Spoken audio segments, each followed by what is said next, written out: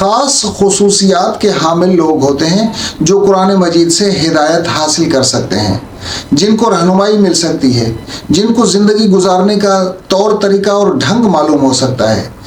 قرآن مجید سے ہدایت ہر پڑھنے والے کو نہیں ملے گی۔ بسم اللہ الرحمن الرحیم۔ جب ہم قرآن مجید کا مطالعہ کرتے ہیں تو سورۃ البقرہ کی ابتدائی آیات میں اللہ تبارک و تعالیٰ نے کچھ اصولوں کا ذکر کیا، کچھ ضابطوں کا ذکر کیا اور کچھ طریقہ کار ہمیں بتایا، جس طریقہ کار کے مطابق قرآن مجید سے ہدایت پانے والے لوگوں کو پہچانا جا سکتا ہے۔ خاص خصوصیات کے حامل لوگ ہوتے ہیں جو قرآن مجید سے ہدایت حاصل کر سکتے ہیں، جن کو رہنمائی مل سکتی ہے، جن کو زندگی گزارنے کا طور طریقہ اور ڈھنگ معلوم ہو سکتا ہے۔ قرآن مجید سے ہدایت ہر پڑھنے والے کو نہیں ملے گی۔ تو قرآن مجید نے ارشاد فرمایا ھدی للمتقین، پرہیزگاروں کے لیے ہدایت ہے، متقی لوگوں کو ہدایت ملے گی۔ اب سوال یہ پیدا ہوتا ہے کہ متقی کون لوگ ہیں، کس کو ہم متقی کہیں گے؟ پچھلے دنوں ایک بیان میں نے تقویٰ کے متعلق تفصیل کے ساتھ ذکر کیا تھا۔ تقویٰ کیا ہے؟ مختصر الفاظ میں بتاتا چلوں کہ تقویٰ سیلف کنٹرول کو کہتے ہیں، اپنے اوپر پابندی لگانا، اپنے آپ کو کنٹرول میں رکھنا، جس کو اردو زبان میں ضبط نفس کہا جائے گا۔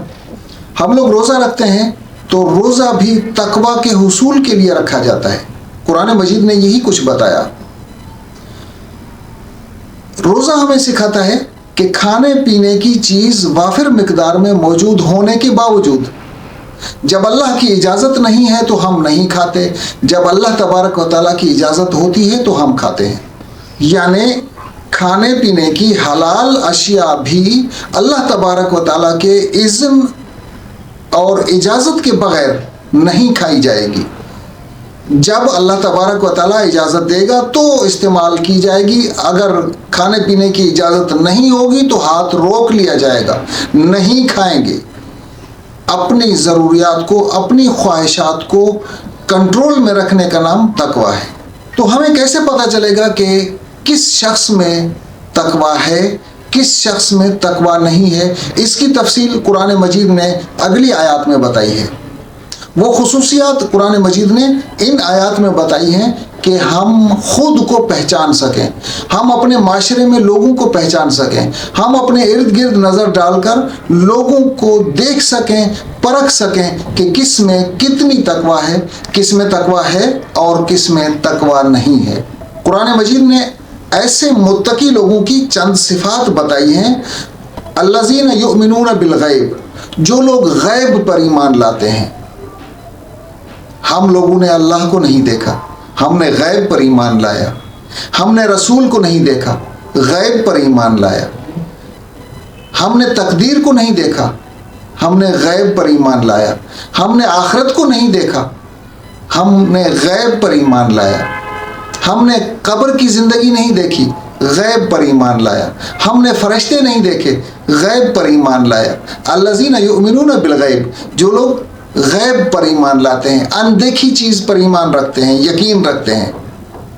ضروری نہیں ہوتا کہ ہر چیز کو ہم اپنے حواس کے ساتھ دیکھیں، پرکھیں اور پھر اس کو مانیں، یہ ضروری نہیں ہوتا۔ تو یہ متقی لوگوں کی صفت بتائی گئی، وہ متقی لوگ جن کو قرآن سے راستہ ملے گا۔ قرآن سے جن لوگوں کو ہدایت ملے گی ان کی پہلی نشانی یہ ہے الذین یؤمنون بالغیب، جو غیب پر ایمان رکھتے ہیں۔ دوسری خصوصیت بتائی وَيُقِيمُونَ الصَّلَاةَ، نماز قائم کرتے ہیں۔ نماز کا قیام ہے تو تقویٰ ہے، نماز کا قیام نہیں ہے تو تقویٰ نہیں ہے۔ نماز سرسری نماز نہیں، بلکہ نماز وہ نماز جس کے لیے قرآن مجید نے کہا ہے ان الصلاۃ تنہا عن الفحشاء والمنکر، نماز بے حیائی سے بھی روکے، برائی سے بھی روکے، نماز ہماری اصلاح کرے، نماز ہمارے کردار کو تعمیر کرے، تب وہ نماز کہلائے گی، ورنہ صرف اٹھک بیٹھک کرنے کا نام نماز نہیں ہے، صرف زمین پر پیشانی کو رکھ کر اٹھا لینا نماز نہیں ہے۔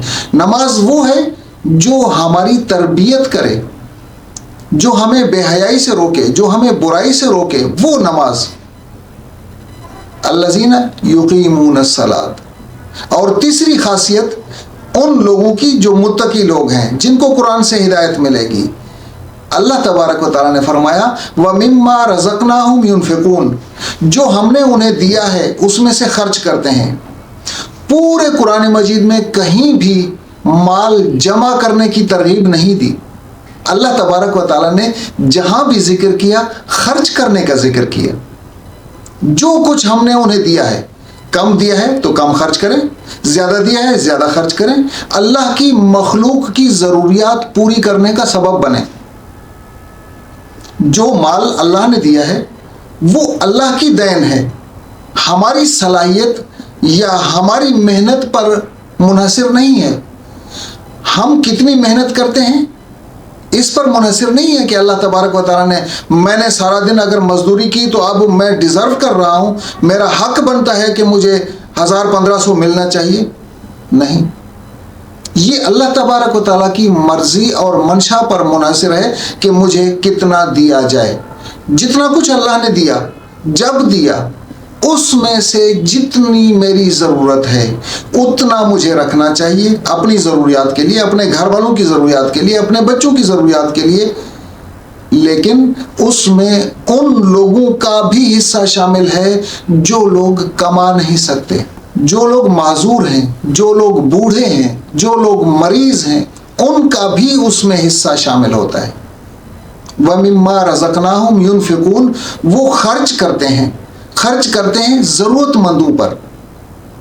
اگر ضرورت مند ڈھونڈنا ہو تو آپ اپنے پڑوس میں دیکھیں، اپنے پڑوس میں کریانہ کی دکان پر جائیں، اس دکان پر آپ کو ایسے لوگوں کی لسٹ مل جائے گی جو ادھار کرتے ہیں، جو اپنی ضروریات پوری نہیں کر سکتے ہیں۔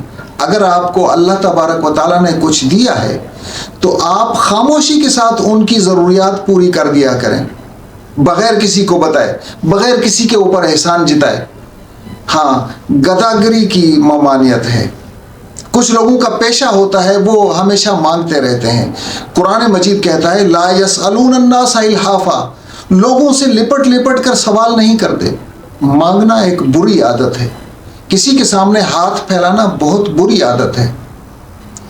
تو ہمیں معلوم ہوا کہ قرآن مجید سے ہدایت پانے والے لوگ وہ لوگ ہوں گے جن میں تقویٰ ہوگی، اور جن میں تقویٰ ہوگی ان میں یہ 3 خصوصیات پائی جائیں گی۔ الذین یؤمنون بالغیب، غیب پر ایمان ہوگا۔ دوسری چیز ویقیمون الصلاۃ، نماز کا قیام ہوگا۔ اور نمبر 3، جتنا کچھ اللہ تبارک و تعالیٰ نے دیا ہے اس میں سے وہ خرچ کرے گا۔ مال کو جمع کر کے گن گن کر رکھنے کی بڑی وعید ہے، ایسا نہیں کرے گا بلکہ وہ خرچ کرتا رہے گا۔